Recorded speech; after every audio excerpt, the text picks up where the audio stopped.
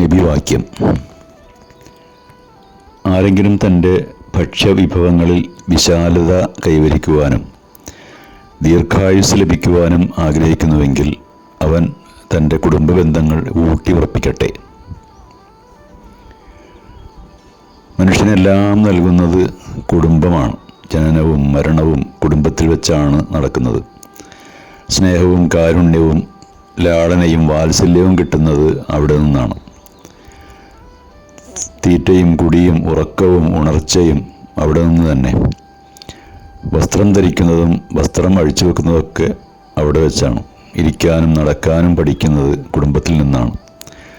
കളിയും ചിരിയും കരച്ചിലും ശീലിക്കുന്നത് അവിടെ നിന്നാണ്. ഭാഷയും സംസ്കാരവും സ്വീകരിക്കുന്നതും അങ്ങനെ തന്നെ. അതുകൊണ്ട് തന്നെ കുടുംബം എന്നത് മഹത്തായ ദൈവിക അനുഗ്രഹങ്ങളിൽ ഒന്നാണ്. കുടുംബം മാതാപിതാക്കളിലും മക്കളിലും മാത്രം ഒതുങ്ങി നിൽക്കുന്ന ഒന്നല്ല. സഹോദരങ്ങളെയും ബന്ധുക്കളെയും എല്ലാം ഉൾക്കൊള്ളുന്നതാണത്.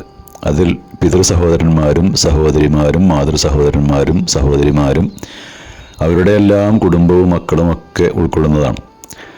അവർക്കെല്ലാം അവകാശങ്ങളുണ്ടെന്നും അവർക്ക് നന്മ ചെയ്യണം എന്നും അവരോട് നല്ല ബന്ധം പുലർത്തണമെന്നുമാണ് ഇസ്ലാം കൽപ്പിക്കുന്നത്. സ്ത്രീ പുരുഷന്മാർ ഒരുമിച്ച് ചേർന്ന് സന്തുഷ്ടമായ കുടുംബജീവിതം നയിക്കാൻ സാധിക്കുമാറ് അവർക്കിടയിൽ ദൈവം സ്നേഹവും കാരുണ്യവും അങ്കുരിപ്പിച്ചിട്ടുണ്ട്. അതേക്കുറിച്ച് വിശുദ്ധ ഖുർആൻ പറയുന്നു, ദൈവം നിങ്ങളുടെ വർഗത്തിൽ നിന്ന് തന്നെ നിങ്ങൾക്ക് ഇണകളെ സൃഷ്ടിച്ചു തന്നു, അവരിലൂടെ ശാന്തി നേടാൻ. നിങ്ങൾക്കിടയിൽ സ്നേഹവും കാരുണ്യവും ഉണ്ടാക്കി.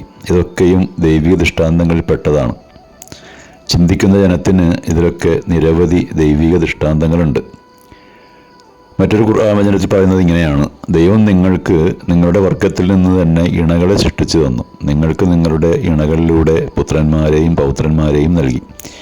വിശിഷ്ട വസ്തുക്കൾ ആഹാരമായി തന്നു.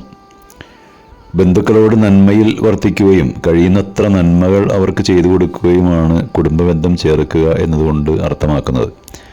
അവർക്ക് ദ്രോഹകരമായ കാര്യങ്ങളിൽ നിന്ന് വിട്ടുനിൽക്കലും അതിൻ്റെ ഭാഗം തന്നെയാണ്.